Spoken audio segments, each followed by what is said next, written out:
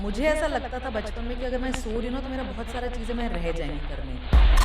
तो वो एक फोमो की वजह से ना मैं सोने पे कभी इतना तवज्जो दिया नहीं, जो ये मैं देना चाहती हूँ बिकॉज़ ऑफ लेट मैंने इतना ज़्यादा हेल्थ इश्यूज़ और वो सब देखे हैं। बट डेफ़िनेटली जो डिसिप्लिन मेरा है, ऑर्डरलीनेस है, मेरा टाइम पंक्चुअलिटी है, उससे मुझे लगता है मुझे एटलीस्ट 30 से 40% एज मिला है over anyone else in this industry. Actually मैं बॉम्बे आई थी बिकॉज़ ऑफ चैनल वी। मैं गई थी 2 महीने के लिए बट उनको मेरा काम इतना अच्छा लगा कि मैं उधर ही अब्ज़ॉर्ब हो गई। इनफैक्ट मेरा फर्स्ट प्लेसमेंट था कैंपस का। चैनल वी तो बहुत ही ब्रिलियंट रहा था बिकॉज़ उस टाइम पे म्यूज़िक इंडस्ट्री बहुत ही डिफरेंट था, अगर आपको याद है चैनल वी और एमटीवी उस टाइम पे। मेरा इनिशियल वो बिल्कुल नॉन फिक्शन में था। जब लोग बोलते रहे आप तो बहुत लकी थे, आप बालाजी गए। मैंने कहा जब मैं बालाजी गई थी कुछ नहीं था वो। इनफैक्ट मेरे को पता भी नहीं था कि जितेंद्र की डॉटर है और दिखती कैसे है बिकॉज़ सोशल मीडिया नहीं था, कुछ नहीं था। आज की डेट में ना there is no shortage of choices जो हमारे टाइम पे था। उस टाइम पे जो इनसिक्योरिटी होती थी कि यहाँ नहीं तो कहाँ। अब जो बच्चे इतने लिबरल हैं मुझे लगता है इसीलिए क्योंकि उनको पता है कि ये नहीं तो कुछ और, वो नहीं तो कुछ और। तो हुँ। वो जो है आपका एटीट्यूड वो उसके प्लस भी है और माइनस भी हैं। आज इतने ऑप्शंस हैं, हम लोग किसी भी प्रोफेशन से कहीं से भी आके कुछ भी कर सकते हैं। सीख तो मैं यही दूँगी कि देखिए लाइफ में कोई शॉर्टकट नहीं है। अगर आपको लग रहा है कि आप 14 घंटे शूट की जगह आप 2 घंटे करके वो कर लोगे तो ऐसा नहीं है। अगर आप अपना भी कर रहे हो मैं तो कहूँगी 14 नहीं आपको 18 घंटे देना पड़ेगा। बट आपको विज़न क्लियर होना चाहिए कि आपको करना क्या है। फ़िल्म कैसे पैसे कमाती है? फ़िल्म बिज़नेस तो आज के डेट में बहुत सिंपल है। आपका जब आपने पिक्चर बनाई तो आपका एक एक्स खर्चा till the time of release जाता है। हुँ। थिएटर आपका सबसे मेजर बिज़नेस गिवर होता है। पहले ज़माने में सेम होता था सैटेलाइट राइट, एक पिक्चर थिएटर में है उसके बाद कोई कौन-सा टीवी चैनल लेगा और कहाँ पे चलाएगा। तो होता क्या है कि see we all are very ambitious. हमको obviously you should be very positive about your product but somewhere you should be also be real. The hmm. Problem the disconnect is the between the unrealism and between corruption and between people wanting to make money. तो ये एक mathematics है जो बहुत एक correct लोगों के साथ बैठ के तभी बनाना चाहिए इसको। सेकंड पड़ाव में चलेंगे मैम हम। ये रैपिड फायर क्वेश्चन रहेगा। दिल्ली और Mumbai, where does your heart belong? Mumbai. First celebrity crush? Maybe Shahrukh Khan. Okay.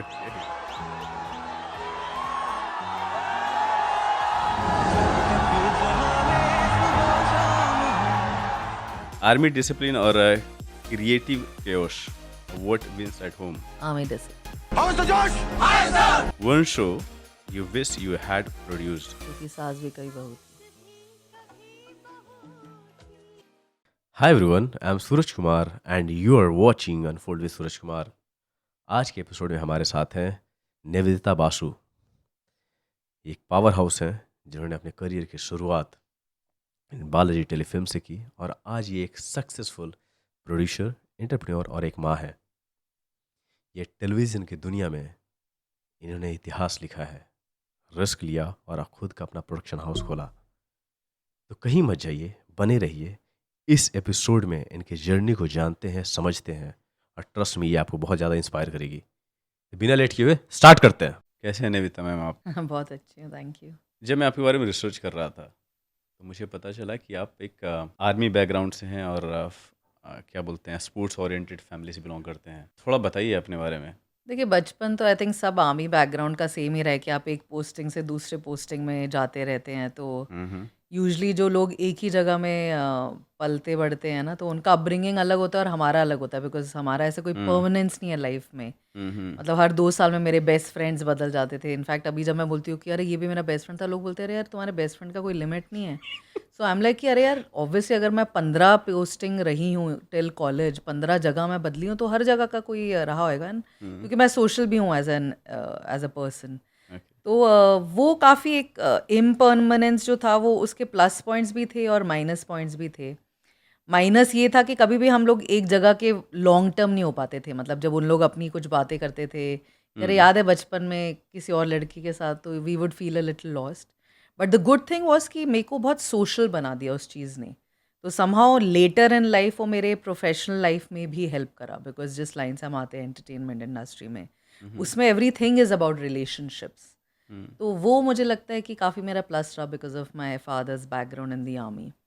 And fortunately my mother वो एनआईएस पटियाला से हैं। वो नेशनल प्लेयर रह चुकी है टेबल टेनिस और हैंडबॉल की।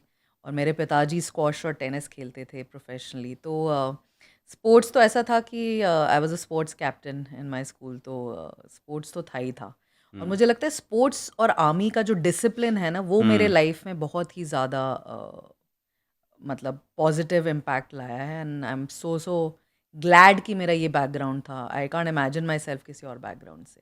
डिसिप्लिन जो है आपकी लाइफ में बहुत ज़्यादा मेजर रोल प्ले किया है और कहीं न कहीं आज जो भी कुछ है आप हैं, उसी रीज़न से हैं। मैं डेफिनेटली अपने आप को इसका क्रेडिट देती हूँ, क्योंकि मैं इस लाइन में बहुत लोगों को देखती हूँ जो, क्योंकि हमारे लाइन में लेट नाइट्स होते हैं, लोग अपना सुबह उठ रहे हैं 12 बजे हुँ, तक। हुँ। तो जैसे कि मैंने कहा कि उसमें मेरा थोड़ा-सा सफ़रिंग है, क्योंकि डेफ़िनेटली अगर मैं 3-4 बजे तक बाहर हूँ और फिर भी मैं 6 बजे उठ रही हूँ, तो मुझे ऐसा लगता था बचपन में कि अगर मैं सो रही हूँ ना, तो मेरा बहुत सारा चीज़ें मैं रह जाएँगी करने को। हुँ, तो वो एक फोमो की वज़ह से ना मैं सोने पे कभी इतना तवज्जो दिया नहीं, जो ये मैं देना चाहती हूँ, बिकॉज़ ऑफ लेट मैंने इतना ज़्यादा हेल्थ इश्यूज़ और वो सब देखे हैं, तो हुँ। ऐसा भी नहीं है कि मैं सैक्रिफाइस करना चाह रही हूँ sleep, I want to discipline myself, सोना जल्दी चाहती हूँ। बट डेफिनेटली जो डिसिप्लिन मेरा है, जो मेरा ऑर्डरलीनेस है, मेरा टाइम पंक्चुअलिटी है, उससे मुझे लगता है मुझे एटलीस्ट 30 से 40% एज मिला है over anyone else in this industry. Because वो कंप्लेसेंसी, लेज़ीनेस, हाँ, हो जाएगा, नहीं हो जाएगा, उससे मैं रह ही नहीं सकती हूँ। मतलब मेरा ऐसा है कि मैं अगर हॉलिडे पे भी हूँ, कोई बोलता है अरे आप हॉलिडे जाइए हम बात करते हैं। मेरे को डेली ही अपना अपडेट चाहिए, काम क्या हो रहा है, नहीं तो मुझे वो फीलिंग ऑफ लेफ्ट आउट हो जाता है जो मुझे चाहिए नहीं। आप जब फर्स्ट टाइम मुंबई आई थी, कैसा एक्सपीरियंस था? कुछ यादगार चीज़ें हाइलाइट करना चाहो आप यहाँ तो? एक्चुअली मैं बॉम्बे आई थी बिकॉज़ ऑफ चैनल वी। मैं सिम्बायोसिस मास कम्युनिकेशन पढ़ रही थी और मेरा फर्स्ट इंटर्नशिप था चैनल वी में। मैं हुँ, गई थी 2 महीने के लिए, बट उनको मेरा काम इतना अच्छा लगा कि मैं उधर ही अब्ज़ॉर्ब हो गई। इनफैक्ट मेरा फर्स्ट प्लेसमेंट था कैंपस का फ्रॉम फ़िल्म स्कूल। हुँ, हुँ। तो उन्होंने मेरे से स्पेशल परमिशन लिया था कि मैं सिर्फ एग्ज़ाम देने गई थी। तो चैनल वी तो बहुत ही ब्रिलियंट रहा था, बिकॉज़ उस टाइम पे म्यूज़िक इंडस्ट्री बहुत ही डिफरेंट था। अगर आपको याद है, चैनल वी और एमटीवी उस टाइम पे हुँ, हुँ, डीजेज़ बहुत हुँ। अलग चीज़ें करते थे। It was not just about 2000 music. की बात कर रहे हैं आप? जी हाँ, हाँ। 99-2000 का। हुँ, तो हुँ। मेरा इनिशियल वो बिल्कुल नॉन फ़िक्शन में था। इनफैक्ट आजकल लोग बोलते हैं, "अरे! आपने नॉन फ़िक्शन करा है?" तो मैं बोलती हूँ कि मैंने नॉन फ़िक्शन से ही शुरुआत करी है। हुँ, तो चैनल वी का बहुत अच्छा रहा था। इनफैक्ट जब लोग बोलते हैं, "अरे! आप तो बहुत लकी थे, आप बालाजी गए।" मैंने कहा, "जब मैं बालाजी गई थी, कुछ नहीं था वो। मैं दूरदर्शन का एक शो कर रही थी। इनफैक्ट मेरे को पता भी नहीं था कि जितेंद्र की डॉटर है और दिखती कैसे है, बिकॉज़ सोशल मीडिया नहीं था, कुछ नहीं था। हम लोग गूगल-वूगल हुँ, हुँ, कुछ हुँ। भी ज़्यादा ऐसा था नहीं इंटरनेट पे ढूँढने के लिए भी। तो हुँ, जब मैं गई थी, इनफैक्ट बालाजी की वो बिल्डिंग बन रही थी, वो आधी अंडर कंस्ट्रक्शन थी, साइड में रेलिंग नहीं था। ओके। तो मैं अपने आप को काफ़ी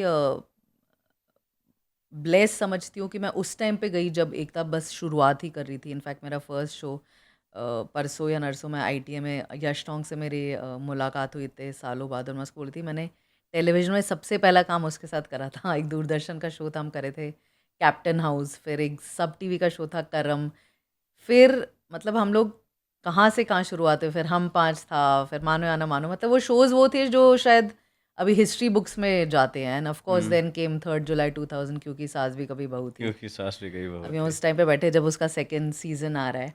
तो हुँ, बालाजी का तो journey has been amazing, because मैं एक प्रोड्यूसर डायरेक्टर बन चुकी थी चैनल वी में। फिर जब मैं बालाजी गई, मैं एज़ अ इंटर्न गई। हुँ, तो इनफैक्ट मेरी फ्रेंड को मैंने बोला भी, मैंने कहा यार मैं इतना यहाँ पे खुद डायरेक्ट कर रही हूँ, मैं प्रोड्यूस कर रही हूँ चैनल वी में, तो मैं वहाँ ऐसे क्यों जाऊँ? तो कहती देख ले, कर ले, और मेरे को कुछ नहीं आता था फ़िक्शन का। वो कहते कास्टिंग कर दो, मैंने कहा कहाँ से कास्टिंग कर दूँ? उस टाइम पे कोई कास्टिंग डायरेक्टर्स नहीं थे। वहाँ पे ना हुँ, डब्बे आते थे जिनमें फ़ोटोज़ गिरते थे बालाजी हुँ। के गेट पे। उन्हीं को उठा-उठा के देख के बुलाना वही था, डब्बे में मिलना था। एक्टर्स के फ़ोटोज़ बोलते हैं, जी, जी, जी। हम लोग एक पोर्टफ़ोलियो? गत्ते का कार्डबोर्ड का डब्बा रखते थे बिल्कुल एंट्रेंस पे, और वहाँ पे आके ओह आपको सिर्फ़ माय अपने गॉड! फ़ोटोज़ ड्रॉप करने थे, बिकॉज़ कोई कास्टिंग टीम नहीं होती थी, डिपार्टमेंट नहीं होता था, और बहुत बहुत ही नया चीज़ था। तो मतलब बड़े से बड़े एक्टर्स के हमने डब्बे से ही फ़ोटो उठा के उनके ऑडिशंस और वो करे हैं। तो वो एक अलग ही टाइम था। इनफैक्ट तब वो यश राज का बिल्डिंग भी नहीं बना था बालाजी के आगे, वो पूरा हुँ, सपाट मैदान था। मैं हुँ, 2000 की बात कर रही हूँ, उसके बाद वो पूरा बन हुँ, के आया। तो मतलब जब मैं घुसी तो मैं ऑलमोस्ट 1 डेढ़ महीना तो देखी नहीं थी कौन है एकता। मैं कंपनी में काम कर रही हूँ, मैं अपनी दोस्त को बोलती थी, वंदना करके थी जिसने मुझे बोला था वहाँ जाने के लिए।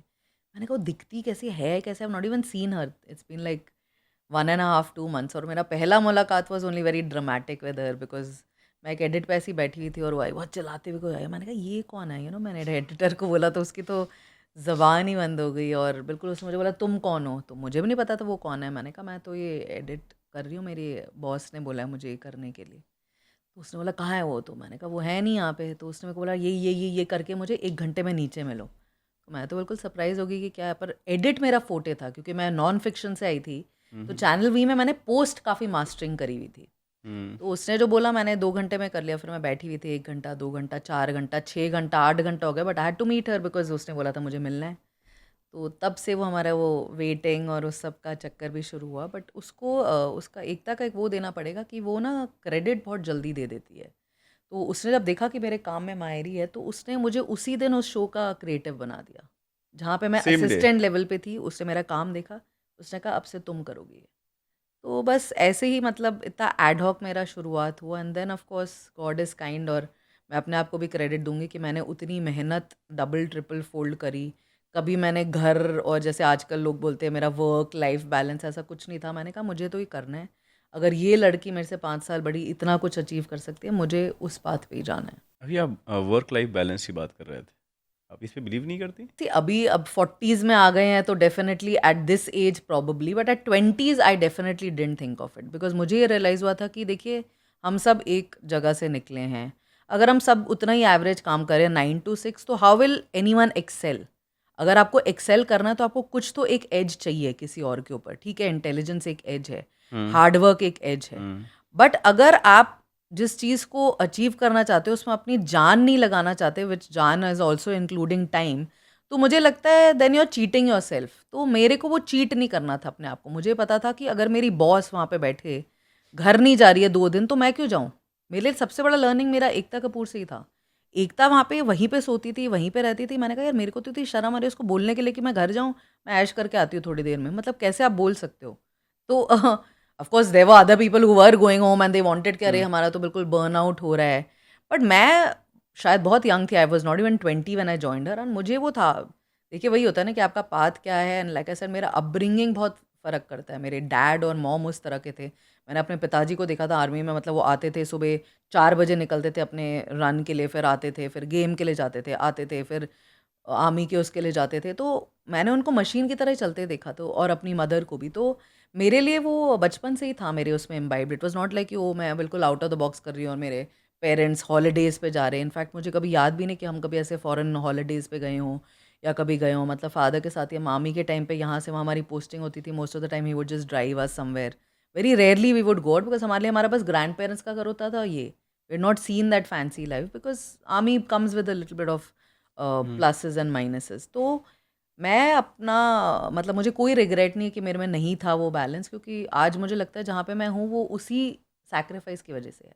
जो अभी देखने के लिए मिलता है मैम, वर्क लाइफ बैलेंस लोग बहुत ज़्यादा देखते हैं कि मुझे वीकेंड्स पे घूमने जाना है, पार्टीज़ करने जाना है, तुम काम की बातें कर रहे हो, ये कैसे पॉसिबल है?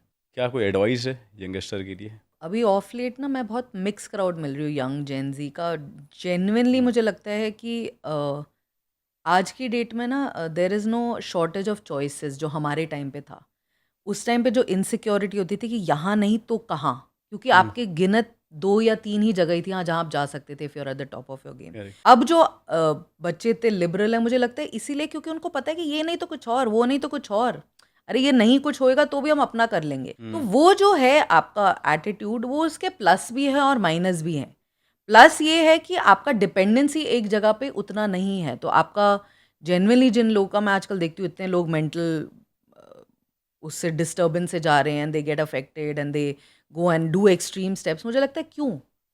आज इतने ऑप्शंस हैं, हम लोग किसी भी प्रोफेशन से कहीं से भी आके कुछ भी कर सकते हैं। आज सोशल मीडिया और आपके लिए इतना एक्सेसिबल, ऐसा नहीं है कि पहले की तरह मुझे स्टार प्लस की लाइन में खड़ा होना पड़ेगा कि मुझे शो नहीं मिला तो क्या? हुँ, आज हुँ, अगर वहाँ नहीं मिलता तो आप अपना कर लेते, किसी और के साथ नहीं तो अपना कर लेते, घर पे बैठे हम रिकॉर्ड करके कुछ अपना बना लेते हैं। तो टाइम्स डेफिनेटली बदल गए हैं, इसीलिए लोगों का डेडिकेशन और शायद लेवल ऑफ जो इन्वॉल्वमेंट है वो भी चेंज हो गया है। बट लाइक आई सेड उसके अपने पर्क्स हैं और उसके अपने डिसएडवांटेजेस हैं। सीख तो मैं यही दूंगी कि देखिए लाइफ में कोई शॉर्टकट नहीं है। अगर आपको लग रहा है कि आप 14 घंटे शूट की जगह आप 2 घंटे करके वो कर लोगे, तो ऐसा नहीं है। अगर आप अपना भी कर रहे हो, मैं तो कहूँगी 14 नहीं, आपको 18 घंटे देना पड़ेगा। बट आपको विज़न क्लियर होना चाहिए कि आपको करना क्या है। आप यहाँ भी जा रहे हो, वहाँ भी जा रहे हो, बस यहाँ-वहाँ 10 चीज़ें करते रहोगे तो then you will just be like वो होता है ना कि आप जैक ऑफ ऑल ट्रेड्स हो जाओगे। तो मतलब अगर आपके माइंड में क्लियर है कि you want that life, then it is fair, I mean then you are going the right path. अगर आपको जेन्युइनली कहीं पे फोकस करना है, तो मैं ऐसे लोग भी मिली हूँ जो इतने यंग एज में बहुत ज़्यादा अचीव कर चुके हैं, बहुत ज़्यादा अकम्पलिश्ड हैं। और मैंने एटलीस्ट 60 to 70% लोगों को देखा है जो सैक्रिफाइस कर रहे हैं, अपनी स्लीप सैक्रिफाइस कर रहे हैं, अपने लाइफस्टाइल सैक्रिफाइस कर रहे हैं, क्योंकि अगर आपको किसी के ऊपर राइज करना है तो लक आपका इतना ही फेवर करता है, बट उसके ऊपर अगर आपको क्राफ्ट नहीं आता तो वो कहते हैं ना, मौके पे चौका। आपको एक 13 एक्स्ट्रा बैट्समैन लेकर आए हैं, एक का किसी का इंजरी हो गया, पर अगर आपको क्राफ्ट नहीं आता और आपने वो लास्ट ओवर पे छक्का नहीं नहीं मारा टू मारा है। बिकम व्हाट यू हैव, तो वो आपको चांस नहीं मिलेगा, क्योंकि आपके लाइन पे 190 लोग खड़े हुए हैं, आप एक सेकंड या हटिए आ जाएंगे वो। तो लाइक आई सेड, मेरा ऐसा एडवाइस किसी को चाहिए नहीं, because every one is quite accomplish, but like I said कि अगर आपका फोकस है आपको क्या करना है, मेन स्ट्रीम नहीं करना, मिड स्ट्रीम करना है, मिड स्ट्रीम नहीं तो अपना पर्सनल करना है, तो जहाँ पे भी करना है, I think don't shy away from hard work and passion. आज आज के इस समय में एकता कपूर एक जाना माना नेम है इस इंडस्ट्री में, बॉलीवुड इंडस्ट्री में। बेस्ट पार्ट क्या लगा आपको उनके साथ काम करके? एक तो मेरे लिए सबसे पहले वही था कि when I joined her, she was just about 4.5 years older to me, and मेरे लिए देखना कि somebody like her has reached and achieve so much. I mean उसने ऑलरेडी 5-6 साल अपने गुजार लिए थे, she had become a brand. आज वो हिंदी जीसी में, हम लोग केबीसी और क्योंकि एक ही दिन लॉन्च हुआ था 3 जुलाई 2000 को, तो मतलब इतने वेटरन्स और इतने टेलीविजन वाले लोग होने के बावजूद भी उसको चूज़ गया था टू डू दैट, तो मेरे लिए बहुत वो इम्प्रेसिव था, कितनी एक यंग एज पे वो कर रही है। और मैंने जैसे ही उसके हमेशा देखा है कि उसका जो पैशन और डेडिकेशन था, दैट वाज लाइक अनमूव्ड। वो मुझे बहुत इंस्पायर करा, क्योंकि वो मेरे विजन से बहुत अलाइन था, जो मैं अपने माँ बाप से सीख कर आई थी और जो मैंने यहाँ पे देखा। तो मुझे लगा कि हाँ, मेरे माँ बाप ने कहीं ना कहीं सही करा था। अगर ये चीज़ कहीं और होती ना, कि कोई मुझे ऐसा मिलता कि बस वो ऑर्डर कर रहा है और खुद काम में नहीं है, तो शायद मेरा वो विश्वास उठ जाता कि यार मेरे माँ बाप ने शायद ठीक नहीं बताया, कि क्यों करना जब दूसरा आदमी ऐश कर रहा है। वो ऐश था ही नहीं कभी उसके लाइफ में। अगर आज वो रीप करे बेनिफिट्स, तो वो है जो मैंने देखा है, जो 10-10 दिन घर नहीं जाती थी, अपने वहीं पे रहती थी। वहीं हमने ऑफिस में ही अपना बाथरूम बनाया था टू हैव अ शावर। तो बहुत सारी ऐसी चीज़ें उससे सीखने को मेरे को मिली, और मैं पूरा क्रेडिट उसको देती हूँ। जैसे मैं नॉन फिक्शन से आई थी, मुझे स्टोरी टेलिंग का ज़ीरो आता था। मैंने मूवीज़ कभी देखी ही नहीं थी, मतलब मेरा कभी इंटरेस्ट नहीं था। लोग बोलते ना, अरे आप इस लाइन में आ गए। अरे भाई मेरे को तो मतलब it's a surprise that I have come into the movie line, because Ekta इतनी वो थी ना, उसके फादर ऑब्वियसली इतना काम कर चुके थे, he was like number 1 during his time. तो वो काफ़ी स्टोरीज़ वहाँ से उठाती थी। जो मैं स्टोरी नरेशन में बैठती थी, वो मूवी का ये कर लेंगे, ये कर लेंगे। मैं सोचती थी यार ये मूवीज़ है कौन-सी? तो मेरे लिए सबसे बड़ा होमवर्क तो ये होता था कि मैं घर जाके पहले मूवीज़ देखती थी कि कौन-सी हैं। क्योंकि वो कहीं से स्टोरी उठा के कैसे ट्विस्ट करके क्योंकि का, कहानी का, कसौटी का डाल देती थी। शी वाज़ अ मास्टर, मतलब स्टोरी टेलिंग की मास्टर। एक चीज़ जो मैंने उससे हमेशा सीखा है, जो आज मैं अपने उनको बोलती हूँ बच्चों को, और अपने नीचे जो प्रोटेजेस हैं उनको बोलती हूँ, है कि कंटेंट इज़ द किंग। आप कितना भी फ्लफ़ कर दो, सुंदर सेट बना के, बहुत ही सुंदर लोग लेके, अगर आपके कंटेंट में दम नहीं है ना, कोई कुछ नहीं कर पाएगा। And there is proof in history. आपने इतनी सुंदर एक्टर्स देखे, इतनी सुंदर लोकेशंस देखे पिक्चरों के, क्या पिक्चरें हिट होती है? नहीं होती। नहीं होती है। अगर आपके कंटेंट में गूदा नहीं है, तो आपकी पिक्चर और कंटेंट कुछ नहीं चलेगा। चाहे वो टीवी है, चाहे वो ओटीटी है, चाहे वो पॉडकास्ट है, चाहे वो रेडियो है। एंगेजमेंट के लिए आपको दम डालना पड़ेगा, और वो मैंने उससे सीखा है। ओवरऑल कितनी इयर्स की जर्नी आपने शेयर किया है एक दूसरे को? वैसे अगर देखा जाए तो मैंने काम उसके साथ 15 साल करा है। 15 इयर्स? 15 ओह साल मैं माय एकता के गॉड! साथ थी, और जैसा कि मैंने कहा, ये भी मेरा एक प्लस पॉइंट मैं मानती हूँ, क्योंकि बहुत लोग ना, ऐसा नहीं कि मेरे पास अपॉर्चुनिटीज़ आई नहीं थी और मेरे को डबल ट्रिपल ऑफर नहीं किया गया था, क्योंकि obviously I was at the top of my game, touch wood. Hmm, तो God has been kind, but मेरा एक लॉयल्टी का बहुत वो रहा था। मैंने कहा चाहे अप हो चाहे डाउन हो, मैं जुड़ी हूँ तो मैं एक लेवल तक लेकर जाऊँगी, और वही हुआ। मतलब मैं कहाँ, एक एज़ एन इंटर्न गई थी, and I was running a company of almost 24-32 shows, oh! जिसमें मेरे नीचे ऑलमोस्ट 30-40 लोग थे। मैं राइटर्स क्यूरेट कर रही थी। हम लोग ने एक हम लोग बहुत सारे ट्रेनीज़ लेकर आते थे, उनको ट्रेन करते थे। तो वो 15-20 थे, मेरे क्रिएटिव्स 15-20 थे। तो उनके नीचे जो पूरे प्रोडक्शन टीम थे, हर शो के तकरीबन 30 लोग। तो almost running an empire of 500-600 people was not easy, but that, I mean I was able to do it, and I feel so proud कि मैंने इतने यंग एज पे वो सब मैं कर पाई। और 15 साल रुकी, क्योंकि लाइक आई सेड कि मेरा वो लॉयल्टी का बहुत था, और मुझे नहीं था कि ऐसे, मतलब हर एक छोटे ऑफर से मैं जंप करके कहीं चली जाऊँ तो दूसरा आदमी को भी लगेगा कि यार इसकी तो कोई लॉयल्टी नहीं है ना, इसको बस एक वो देना है, लॉलीपॉप देना है और वो कहीं पे भी चली जाएगी। तो वो उस चीज़ पे मैं कभी जाना नहीं चाहती थी। तो 15 साल से मैं हूँ, बट आज 25 साल हो गए और एक बार मैं इतने सोशली वो है कि मतलब कोई ऐसा इवेंट नहीं होगा उसके घर का, या अगर काम का भी कुछ हो रहा, अभी जैसे क्यूकी भी हो रहा था तो मैं उसको मिली अभी पिछले कुछ दिन पहले।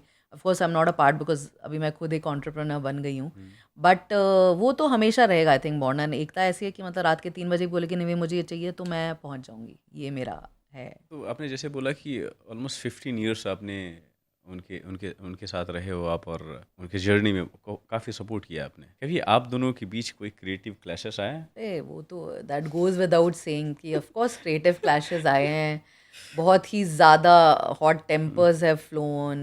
एंड हाँ। Obviously see somebody who is investing the money, उसको मनी का जस्टिस तो चाहिए। तो हर चीज़ आप हर बार एक डिश को बनाने जाते हैं तो मतलब बहुत कम ऐसा होगा कि गलत हो, बट ऐसा भी नहीं है कि नहीं हो।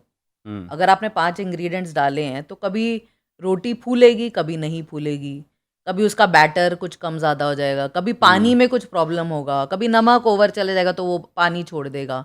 तो every time a combination comes together, sometimes it's a success, sometimes it's not.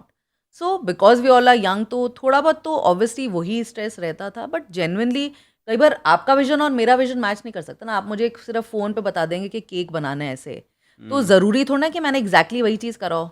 आपने हुँ, बोला कि आटे के बाद ही कोको डालना है, मैंने सब कुछ एक मिक्स कर दिया उस शॉर्टकट के लिए, तो हुँ, उसकी चीज़ कुछ और बन के आ गई है। तो करेक्ट। मतलब हर चीज़ का एक अलग वो होता है। तो जब 2 क्रिएटिव लोग अगर मतलब fortunately I will consider my self intelligent, अगर इंटेलिजेंट है और एक पॉइंट ऑफ व्यू है, एकता का बहुत क्लियर होता है कि इधर यू कन्विंस मी और आई कन्विंस यू। तो हाँ, 90% we were going ahead with her vision, because इस लाइन में ऐसा भी होता है कि आप 25 लोग का विजन लेके नहीं जा सकते। हाँ, ऑब्वियसली तो अब राइटर है, एक्टर है, सबके अपने ओपिनियन है। ओपिनियंस है, सबके अपने ईगोज़ हैं, आपको सबको रखना। तो मेरा काम 95% टाइम तो वो बैलेंस करना होता था। हुँ, बिकॉज़ हुँ, एक्टर अपने आप को कभी छोटा नहीं समझेगा और मैं अपनी बॉस को क्यों छोटा समझूँ? उसने तो पूरा बनाया है, तो मेरे करेक्ट। लिए तो वो सबसे पहले माँ-बाप है। तो हुँ, ये सब चीज़ें रहती थी। कहीं पे हम लोग एक्टर के साथ कैरिड अवे हो जाते थे, तो आंसर नहीं कर पाते थे। कई बार एक्टर बोलता था कि नहीं, ऐसा क्यों करेगा एक्स वाई ज़ेड कैरेक्टर, मैं हूँ ये कैरेक्टर। तो वो हुँ, अपना बदल देता था, तो एकता अपसेट हो जाती थी। तो हम उस सब के बीच में रहते थे, बट 90% बैलेंस हो जाता था, 10% रहता था, and I think that is a very healthy environment. अगर किसी चीज़ को अच्छा बनाना हो ना तो आर्ग्यूमेंट होना ही चाहिए, एक डिबेट होना ही चाहिए, तभी कुछ अच्छा बन के निकल आता है। अगर मैं बोलूँ हर बार मैं सही हूँ और आपका मैं तर्क-वितर्क लूँ ही ना, तो एक तो मैं स्टबर्न भी जानी जाऊँगी और दूसरा मैं शायद गलत भी कर दूँगी, गलत भी क्योंकि कर कहीं दोगे, आप करेक्ट, एक ओवरव्यू दे रहे हो चीज़ का जो मैं इग्नोर कर रही हूँ। तो correct. It's always a mixed effort and definitely रहे हैं हुँ, डिसएग्रीमेंट्स, बट इवेंचुअली अगर आप एक पेज पे आके एक अच्छी चीज़ बना रहे हो, I think that's what counts. जो दिखता है वही बिकता है। क्योंकि सास भी कभी बहू थी, दोबारा आने वाला है, जी, ऐसा कुछ बोला था। जी। उसमें भी तुलसी ही रहेंगी, जी, उसमें स्मृति ही जो आ रही हमारी हैं ऑलमोस्ट हाँ, 17 साल बाद।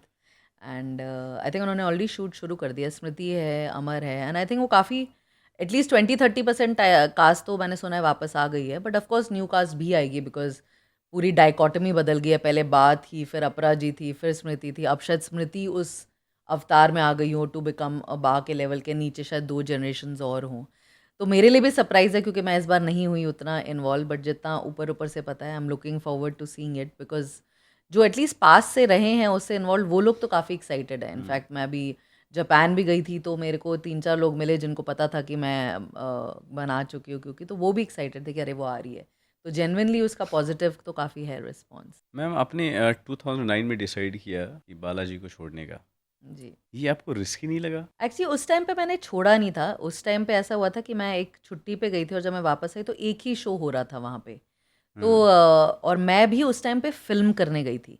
तो लाइक आई सेड एकता के साथ रिलेशनशिप तो अच्छा था, तो it was hmm, almost like कि मैंने वो फ़िल्म करी और मैं फिर वापस आ गई। तो it was not like I had left it 2009। मैंने इवेंचुअली 2015 में ही छोड़ा था।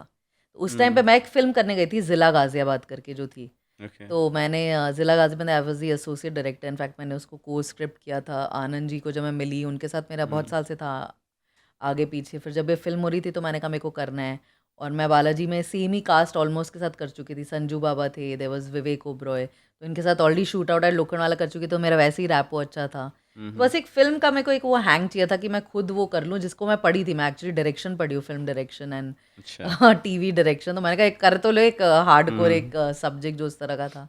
तो मैंने वो करा and eventually I came back. तो ऐसा नहीं है कि मैं अलग ही चली गई थी। तो while I was under the Balaji wings, मतलब ऐसा कभी नहीं हुआ कि मैंने एनिमोसिटीज छोड़ा है, क्योंकि वहाँ रहते रहते मैंने कुछ कुछ चीज़ें बाहर भी करी। मैंने 24 करा अनिल कपूर के साथ, मैंने बैचलरेट करा, स्वयंवर जो था वो करा। तो आई थिंक वही मैंने कहा कि मैंने एकता के साथ इतना अच्छा रहा रिलेशनशिप, और उसने भी मेरा डेडिकेशन देखा था कि एक ऐसी लड़की कि मैं जब भी उठ के करूँ वो एक मेरे लिए भी एज एन इंसान या आपके लिए भी बहुत एक वो बड़ी बात है कि अगर आपके पास कोई एक ऐसा इंसान हो जो आपके लिए खड़ा हो at that point is a big deal. तो I think Ekta knew that कि उसका my loyalty towards her was unscathed and I stand by her. तो मैं कुछ भी करके आ जाती, तो it was never like a no. So that was a good thing I think relationship I made with her. आपका खुद का प्रोडक्शन हाउस है, क्या नेम है मैम उसका? मेरे प्रोडक्शन का नाम है हाउस ऑफ ओरिजिनल्स, और हम्म 2015 में मैंने पहला उसमें प्रोडक्शन करा था जिसका नाम था मेरी आवाज़ ही पहचान है। Hmm in fact that was the time जब एक्चुअली मैंने छोड़ा था एक तक, और मैंने उसे बोला भी कि मैं कुछ वो नहीं करी जो हम लोग कर चुके, मेरे को कुछ अलग ही करना था। इनफैक्ट ये फाइनाइट सीरीज था, लता जी और आशा जी का बायोपिक था, और पूरी फिल्म कास्ट, मतलब मैं आई फील सो प्राउड कि मेरा डेब्यू ये था as a producer, because fabulous show. मतलब ऐसा था कि मैं खुद ऐसे चकित होकर देखती थी जब एज ए प्रोड्यूसर मैंने बनाया था। मैंने पूरी टीम हायर करी थी जो उसको रन करी थी, बट मैं खुद उसको देखती थी कि इतना सुंदर एक्टर, जरीना जी थी, अमृता राव थी, अदिति थी, और आपकी दीप्ति नवल जी थी। तो का फिल्म और थिएटर का कास्ट था, और बिल्कुल शूट भी हमने बहुत आराम से किया था। वो फाइनाइट सीरीज़ के हिसाब से ही बनाया गया था। जी ने मुझे जब शो दिया था, उन्होंने बोला हमें इसको एज अ मतलब एज अ ब्रांड बनाना है, इसमें आप रेटिंग का मत कुछ टेंशन लीजिए, आप इसको फाइनाइट शो बनाइए और करिए। तो वो एक मज़ेदार फ्रीडम था and I feel so proud कि मैंने वो करा। तो that was my debut as, but होता क्या इवेंचुअली एक चैनल में होता है कि आप उनको कुछ भी बोले रेटिंग नहीं चाहिए, रेटिंग चाहिए। तो वो बोलते हैं अरे आपने तो साजो बनाया, आपको वैसा बनाना ही पड़ेगा एक। तो फिर मैंने उनके साथ दूसरा एक शो बनाया, एक पे वैसा भी। वो ऑफ कोर्स कमर्शियली बहुत हिट था, उसमें नंबर्स थे, हिट्स थे, रेटिंग्स थी। तो मैंने फ्रैंकली स्पीकिंग मेन स्ट्रीम सिर्फ ये दो ही करे थे, मैंने बहुत डेवलप करे थे उसके बाद, but eventually I didn't do, because production मुझे अपने उस पे ना इतना मज़ेदार लगा नहीं, ओके। बिकॉज बहुत सारी चीज़ें जाती हैं to be a good producer. एक श्रूडनेस चाहिए, एक वो कटाक्षपन चाहिए जो है नहीं मुझ में। अगर आप अच्छा। मुझे जानेंगे ना, तो I am very easy going person, fun loving and this that. तो उसमें मात खा जाती है ना, और या फिर कोई ऐसा पार्टनर होना चाहिए जो ये बैलेंस करे और आपके बैलेंस साथ कर कर ले। तो वो मैंने करा नहीं, तो इवेंचुअली उसको मैंने बैक बर्नर पे लेके वापस आई वेंट वो इनटू चीज़ें, बिकमिंग। वो जो चीज़ें आप मिस कर रहे हो अपने आप में, हाँ, वो एकता मैम में है। ऑफ कोर्स है। शी इज़ अच्छा। A great boss. ऐसी बट उनका ये भी था ना, दे वर अ बैलेंस। हाँ। तो Ekta never ran the company alone, there was also Shobha Kapoor. तो अच्छा। जो इनमें नहीं था वो उनमें था। मैंने वही कहा कि आपका पार्टनर या फिर ऐसा हो, but I didn't choose to have a partner, because partnership मेरे उसमें था भी नहीं, मेरे कुंडली में भी नहीं था, and I didn't want to get into that, because वो कभी बैलेंस होता नहीं। See as a mother daughter it is very great if you can do it, but when you go outside and do it, तो वो balance होगा balance. नहीं, और फिर वो अनप्लेजेंटनेस और उसमें काम करने का मज़ा नहीं है। तो इसीलिए मैंने उस पे थोड़ा बैकफुट ले लिया, then I went back into being a boss and whatever, then I ran 3 other companies. एक प्रोड्यूसर का रियल वर्क होता क्या है? तो डे टू डे रिस्पॉन्सिबिलिटीज आपकी क्या होती है, फ्रॉम आइडिया टू एग्जीक्यूशन तक का? जो पुराने ज़माने में जो थॉट प्रोसेस था, प्रोड्यूसर 2 ही टाइप के होते थे। एक तो होता था जो पैसा लगाता था, और एक दूसरा प्रोड्यूसर होता था जो प्रोजेक्ट बनाता था। शायद उसके पास पैसे ना हो, बट वो प्रोजेक्ट पूरा बनाता था कि ये मेरा कॉन्सेप्ट है, ये चैनल है, ये एक्टर्स हैं, ये हैं। तो एज़ अ बेसिक अगर आप देखो डेफिनेशन, तो यही 2 होते हैं आपके प्रोड्यूसर्स। बट आज क्या होता है कि हम लोग क्या वन मैन आर्मी बन जाते हैं। आज हम सब कुछ खुद ही करते हैं एज़ अ प्रोड्यूसर, बिकॉज़ एक तो ओवरहेड्स नहीं है, हम्म कॉस्ट ऑफ मेकिंग कम हो गई है। जो हम लोग ने 2000 में शुरू किया था, तो अभी अभी कॉस्ट भी काफ़ी गिर गए हैं, बिकॉज़ कॉम्पिटिशन इतना है, मीडियम्स बदल गए हैं, ओटीटी आ गया है, यूट्यूब आ गया, मतलब सब कुछ फ्री भी मिल रहा है कंटेंट देखने को। तो आज एक producer needs to be like an allrounder, मतलब उसको कॉन्सेप्ट भी बनाना चाहिए, उसको राइटर से भी समझ आना चाहिए क्या करना है, उसको ये लगना चाहिए कि वो 10 लोग के काम 2 से भी निकाल सके, ताकि वो कॉस्ट इफेक्टिव भी रहे।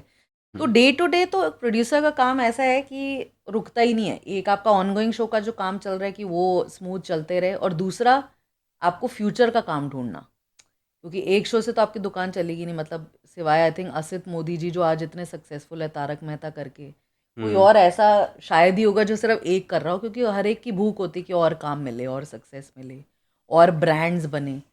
तो वो कॉन्स्टेंटली एक रेस में ही लगा रहता है, इस चैनल को मिलना, वहाँ जाना, राइटर्स को मिलना, पिच करना, क्या कॉन्सेप्ट लेके जाना चाहिए मार्केट में, क्या खुद से बनाना चाहिए, क्या अपने लिए बनाना चाहिए। तो ये तो मतलब एक वो साइकिल है, विशियस साइकिल है, जहाँ पे आपको रोज़ उठ के सेम ही चीज़ लाइक अ साइकिल करना है। पुराने शोज़ का अपडेट लेना है कि जो चल रहे हैं ऑन एयर उसमें कोई दिक्कत तो नहीं आ रही। जो नए शोज़ हैं उनको कैसे लिया जाए, नए राइटर्स को कैसे मिला जाए, नए चैनल्स में कैसा जाए। तो ये आई थिंक इस विशियस साइकिल में लोग रहते हैं, और है that is a reality of production and television. तो अभी जैसे कि आपने बोला कि प्रोड्यूसर के बारे में जो भी चीज़ जो करना होता है, जिस तरह के आपके डेली वर्क होते हैं, आपने मेंशन किया, एंड यू फील प्राउड कि मैंने इसे प्रोड्यूस किया है और इस फिल्म को मैंने मार्केट में लाया है, या सीरियल्स को, कौन सा है वो? मेरा खुद का जो प्रोडक्शन था, जो मेरा डेब्यू था from house of originals, was मेरी आवाज़ ही पहचान है। हम्म। तो उसमें सारे फ़िल्म स्टार्स ने डेब्यू करा था एज़ देयर फर्स्ट। तो क्योंकि मैं फ़िल्में भी कर चुकी थी बालाजी में, तो मेरा एक अच्छा रिलेशनशिप था। और वो कंटेंट हमने एक्चुअली फ़िल्म की तरह ही बनाया था। उस टाइम पे जब मैं बता रही हूँ 2015 में, जब वेब इतना था भी नहीं। लोग आज बोलते हैं कि उसको वेब पे आना चाहिए था, क्योंकि अगर आप आज भी उठा के देखो उसकी quality is like a film. वो हम्म। शूट हमने फ़िल्म की तरह करा, हम लिटरली 7-8 मिनट शूट करते थे जैसे फ़िल्में करती हैं। एक्टर्स ऐसे ब्रिलियंट थे, मतलब मैं अगर सीन यहाँ लिखूँ ना, वो वहाँ ले जाते थे। तो इस तरह का मेरा रहा डेब्यू। तो मतलब मैं तो आज भी अपने आप को आई पैट माई बैक कि मैंने प्रोडक्शन शायद कंटिन्यू नहीं करा फ्यूचर में, बट जो मेरा डेब्यू रहा वो मैं हमेशा हिस्ट्री बुक्स तक मैं ले जाऊंगी उसको। तो ये मेरी आवाज़ एक पहचान है, ये कहाँ से थॉट्स आए कि इस तरह का कंटेंट को मैं लाऊं? ये actually the channel head and us we came together to do it, and ये गाना ही है आई थिंक लता जी का, मेरी आवाज़ ही पहचान है। तो वहीं से निकल के आया था, और I think it was about time. एक बार शायद शबाना जी ने इसके ऊपर एक बनाई थी मूवी कॉल साज। उसके बाद कुछ आया नहीं था उन पे, एंड ये लोग इतने अकम्प्लिश्ड हैं लता जी और आशा जी, मतलब हम वी कांट रियली से कि रियली उनका है, बट जितना इंस्पायर होके हम कर सके, जितना जानकारी से उतना हमने करा। ज़्यादा हमने फिक्शनलाइज नहीं करा, we stuck to the main story. And मतलब म्यूज़िक मेरी लाइफ में वैसे ही बहुत एक इम्पॉर्टेंट पार्ट रहा है, बिकॉज़ अगर आप हिस्ट्री बुक्स में भी जाएंगे तो टेलीविज़न में सबसे पहले फ़िल्म म्यूज़िक ही हम लाए थे बालाजी में 2000 से। और मैं बालाजी के ऑलमोस्ट 100 गाने कर चुकी हूँ, टाइटल सॉन्ग्स ऑफ सीरियल्स, पिक्चरें कर चुकी हूँ ऑलमोस्ट 15-18। आज भी उनके वेब सीरीज़ और फ़िल्में जहाँ पे भी गाने का आता है वहाँ पे मैं स्टेप इन करती हूँ। तो म्यूज़िक मेरा पार्ट रहा है, बिकॉज़ बंगाली बैकग्राउंड में क्या म्यूज़िक इंटीग्रल पार्ट रहा है हमारे बचपन के अपब्रिंगिंग में भी। मैं खुद एक म्यूज़िशियन थी by the way, I was a school drummer and I was part of a music band also. And मेरे लिए म्यूज़िकल करना ही बहुत एक्साइटिंग था, तो मैंने तो कहा मैं लता आशा जी का ही करूँगी, क्योंकि अगर मैंने 100 एपिसोड बनाया तो उसमें एटलीस्ट 40 गाने थे। तो ये मज़ेदार चीज़ थी उस शो की। बेस्ट पार्ट अगर मैं बताऊं, जो भी मैं आपके बारे में जब रिसर्च कर रहा था, कि एक इंसान इतना कुछ कैसे अचीव कर सकता है एक लाइफ में, तो ये सारी चीज़ें एक साथ हैंडल करना कितना टफ होता है, और कैसे प्रायोरिटाइज करते हो आप अपने काम को? देखिए, इसीलिए मैंने कहा कि यहाँ पे वर्क लाइफ बैलेंस नहीं हो सकता, क्योंकि इतनी चीज़ें करनी है तो 24 घंटे तो चाहिए ही करने के लिए। हम्म। तो जैसे कि मैंने कहा, स्पोर्ट्स भी मैंने एक इंटीग्रल पार्ट रखा हुआ है, बिकॉज़ मैं अभी प्रो लेवल स्क्वॉश भी खेलती हूँ। यहाँ उस पे मैं आएंगे। इनफैक्ट मैंने लास्ट ईयर ही नेशनल स्क्वॉश खेला था, ओवर 35 ईयर वाला। तो मैं स्पोर्ट्स को भी अपना एक इंटीग्रल पार्ट रखती हूँ, क्योंकि मेरे को लगता है डिसिप्लिन स्पोर्ट्स से बहुत ज़्यादा आता है। तो जेन्युइनली आपने इतना उसको एलैबोरेट करके बताया कि इतनी सारी चीज़ें कैसे बैलेंस करती हूँ, बट आई थिंक वो अभी एक मास्टरी हो गई ओवर 20+ ईयर्स की। ये मुझे पता है कि मुझे करना ही है, मतलब मुझे जब ये चीज़ को पुल इन करना है, तो ऐसा नहीं कि चारों पहिए एक साथ या आठों पहिए एक साथ चल रहे हैं, मैं 4 ही चलाती हूँ। पर प्रायोरिटाइज़ कर लेती हूँ कि अच्छा, आज की डेट में मेरा ये प्रायोरिटी है, अगर मुझे एक म्यूज़िक उसमें जाना है तो मैं म्यूज़िक को प्रायोरिटी रखूँगी, कंटेंट को पीछे रखूँगी, पिचिंग को। और मैंने बहुत सारी चीज़ें छाँट भी दी है, जैसे कि मैंने कहा मैंने प्रोडक्शन से अभी बैक सीट ले लिया है। हम्म। अभी कोई भी मुझे आके बोलता है, "अरे! आप क्यों नहीं बनते?" मैंने कहा मेरा एक विज़न है, मुझे नहीं जाना अब उस रास्ते। तो हम्म। अगर आप आज बोलोगे कि आप प्रोड्यूसर हो, तो मैं बोलूँगी नहीं, मैं आज प्रोड्यूसर नहीं हूँ। हम्म। मैं एक एंटरप्रेन्योर की जर्नी पे जा रही हूँ, जो मैं करने जा रही हूँ। मैंने बहुत सारे ब्रांड्स बनाए, बहुत सारी चीज़ें खड़ी करी, बट अब मैं उस जगह जा रही हूँ जहाँ मेरा खुद का स्किन इन द गेम है, मेरा खुद का स्टेक हो, मेरा खुद का हम्म। इक्विटी हो। तो क्या है कि चीज़ें बढ़ाने में भी और मज़ा आता है, क्योंकि आपको पता है कि आप वो मेहनत कर रहे हो, आपकी चीज़ भी बढ़ेगी, आप भी कहीं पहुँचेंगे। बच्चे नहीं बोलते कि मॉम चलिए कहीं चलते हैं घूमने के लिए, या फिर कुछ फ्रेंड के साथ प्लान हो गया, वो सब फिर कैसे आप हैंडल करते हो? नहीं, नहीं, आप सरप्राइज होंगे कि मैं ये सब चीज़ें करती हूँ बाय द वे। मेरा बच्चों का भी पूरा वो रहता है balance, because see my reason of leaving a particular job was also that कि मेरे पास वो टाइम हो। हम लोग ने बच्चे थोड़ा late in a life we planned only कि हमारे पास इतना टाइम हो that we are able to give them. शायद यही चीज़ मैंने 20 साल पहले करी होती तो शायद मेरे पास टाइम नहीं होता और मेरा वो माइंडसेट भी नहीं था। तो आज की डेट में हमारा बिल्कुल ऐसे रेजिमेंटेड टाइम होता है, and definitely a mother has to put in more than a father. My husband is also very ambitious, my husband is also very focused in his work, but genuinely kids ask more for mother. तो कहीं न कहीं mother का guilt तो आता है मुझे, but मुझे ये भी पता है कि कहीं न कहीं आपको अनप्लग करना ही पड़ता है। God is kind, I have good help, my in-laws are there, my parents, my mother keeps coming, and वो मतलब हमारा फैमिली सपोर्ट बहुत अच्छा है, जिसकी वजह से हम शायद अनप्लग करके ये सब चीज़ें कर पा रहे हैं। और वो मतलब all through out, not just now when I have had kids, I am talking about even when I got married. मतलब आप शादी करके 24-24 घंटे बाहर है तो फैमिली भी अपोज कर सकती है ना, तो वो करेक्ट। नहीं रहा। तो टचवुड एक एजुकेटेड फैमिली, एक अच्छी जगह जाने का ये फ़ायदा होता है कि आप अपना एम्बिशन को कैरी फॉरवर्ड कर सकते हैं, आपके स्पाउस अपने एम्बिशन को कर सकते हैं। तो बैलेंस करना आई थिंक टोटली आपके हाथ में होता है। कई जैसा कि मैंने कहा कि अब हॉलीडेज़ हैं, तो मैंने बाकी काम को बैक बर्नर पे डाल दिया था। मैंने बच्चों के साथ हॉलीडे करा, अगर उनके 3 साल में 3 हॉलीडेज़ है तो उस टाइम पे वो प्रायोरिटी रहता है। बट अगर बाकी आपके जो बाकी जो 3 प्रायोरिटी छोड़ के बाकी चीज़ें, तो फिर मैं बैलेंस करती हूँ। सुबह का टाइम थोड़ा-सा, रात का टाइम थोड़ा-सा या मिड में टाइम। तो वो बैलेंस करना ही पड़ता है, बिकॉज़ अगर आपको कुछ करना है अचीव लाइफ़ में, तो एक है कि आप इसमें रह के फ्रस्ट्रेट रहे हैं कि आप फैमिली लाइफ़ में अरे कैसे करेंगे, और एक है कि यार ये करके वो करना है, वो करके वापस ये करना है। ताकि सब जगह आपकी एक्साइटमेंट रहे। जहाँ पे आपके बोर्डम सेट इन हो गया या फ्रस्ट्रेशन आ गई, तो आपको कुछ चीज़ एन्जॉयबल नहीं लगेगी, और मैं वो नहीं चाहती थी। मैं ये भी एन्जॉय करती हूँ, मैं वो भी एन्जॉय करती हूँ, मैं हर गेट टुगेदर में भी होंगी, मैं अपने फ्रेंड्स के लिए खड़ी रहती हूँ। तो आप सरप्राइज़ होंगे, मतलब मेरे फ्रेंड्स तक आके बोलते हैं कि नहीं तू करती कैसे है? बट ये करना पड़ता है, आपके ऊपर है करना। सी एक लड़की आ रही है जिसकी शूट है और रात को उसको पार्टी आना है, उसको बोले मेरे को सुबह 6 बजे उठना है, तो अगर आप नहीं कर सकते हो, आप वो एक गिव अप कर दोगे, मैं नहीं करूँगी। मैं 5 मिनट जाके उधर शक्ल दिखाऊँगी अपनी फ्रेंड को, फिर वहाँ जाऊँगी। क्योंकि उसके लिए वो मायने रखता है, मेरा इम्पोर्टेंट आना। है, करेक्ट। तो मैं वो करूँगी, चाहे मेरा बर्नआउट हो रहा हो। मैं बोला कहीं न कहीं मेरा बर्नआउट होता है, बट फिर भी मैं वो करती हूँ क्योंकि मेरे को खुशी मिलती है। ऐसा नहीं कि मैं पनिशमेंट की तरह जा रही हूँ, मेरे को खुशी मिलती है। क्योंकि मैं चाहती हूँ कि कल को जब मैं कुछ करूँ तो मेरे भी ये 4 लोग खड़े रहें मेरे लिए। एटलीस्ट आके शक्ल दिखा दें मेरे इंपॉर्टेंट डेज़ पे। तो it is always a give and take. Even with my kids, I give. That's why I take. In relationships, it's a give and take. At work, it is give and take. And with friendships, it's give and take. So you have to constantly balance. अभी आप मुझे ये बताइए कि जो भी आपका entrepreneur journey रहा है अभी तक का, मेंस का तो समझ में आता है कि अभी भी आप, इंडियन मेंटलिटी ऐसी है कि अगर कोई बिजनेस कर रहा है तो मर्द होगा वो। दोनों को जर्नी में क्या लगता है, कैसे, कितनी उतार चढ़ाव होती होगा, कितने डिफरेंट होते होंगे? देखिए, मैं तो मीडिया से जहाँ से आ रही हूँ उसमें लड़कियों ने ही प्रोमिनेंस रखा है। In fact there have been lesser males who have हाँ। Succeeded. Of course, I mean my own boss Ekta Kapoor. So we started from there. In fact वहाँ पे जो हमारे मेल काउंटर पार्ट्स होते थे, जो हमारे नीचे काम करते थे, कई बार मेरे असिस्टेंट्स और मेरे क्रिएटर्स को दिक्कत होती थी क्योंकि वहाँ पे काफ़ी रेजिस्टेंस आता था। क्योंकि जो प्रोडक्शन वाले होते थे ना, थोड़े हावी हो जाते थे, अरे यार हमें आता है, ये आता है। तो उनको शायद पसंद नहीं होता था कि लड़कियाँ बॉस है। बट जैसा कि मैंने कहा कि अगर आपको पता है आपको क्या करना है, एंड आपको एक संयम आता है उसको निकालने का, काम निकालने का, देन आप उसको बैलेंस कर सकते हो। क्योंकि देखिए, सबके अपने ईगोज़ वो हैं। मेरे को लगता है ऐसा कुछ नहीं है कि लड़का एंटरप्रेन्योर है, लड़के एंटरप्रेन्योर। आज की डेट में in fact as of now when we sit today 2025, there are more female leaders in any big organization than there are male, or they might be equal, and women are succeeding very very well. If you see all the nayikas, आप जितने भी startup अगर आप देखो shark tank में, so many women are being successful.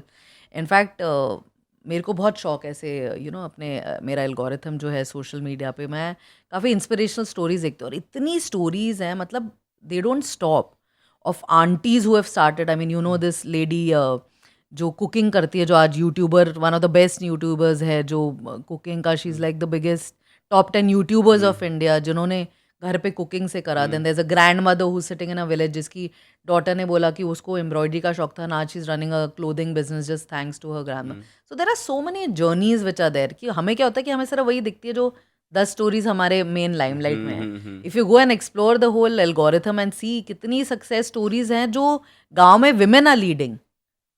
मतलब वहाँ से शायद मेल इंस्पिरेशनल स्टोरीज कम है, women stories inspire you more, because जैसा कि आपने कहा कि woman is balancing 50 things, man doesn't have to balance. That is Man what doesn't have to be like he has to be a father, but he doesn't sacrifice everything for there. And hats off to the men who do it. I know a lot of men who are dad moms, then, being dad. So, but वो बहुत handful है. 90% जो mentality है कि आदमी को काम करने जा रहा है और वुमन को ही करना है. भाई वुमन ये भी कर रही है और काम भी कर रही है. तो मैं तो हमेशा लड़की को ही उसमें मानूंगी, not because of women empowerment और anything, because I think now that I am a mother, मुझे पता है कि कितना टफ है. Being a housewife itself is very tough.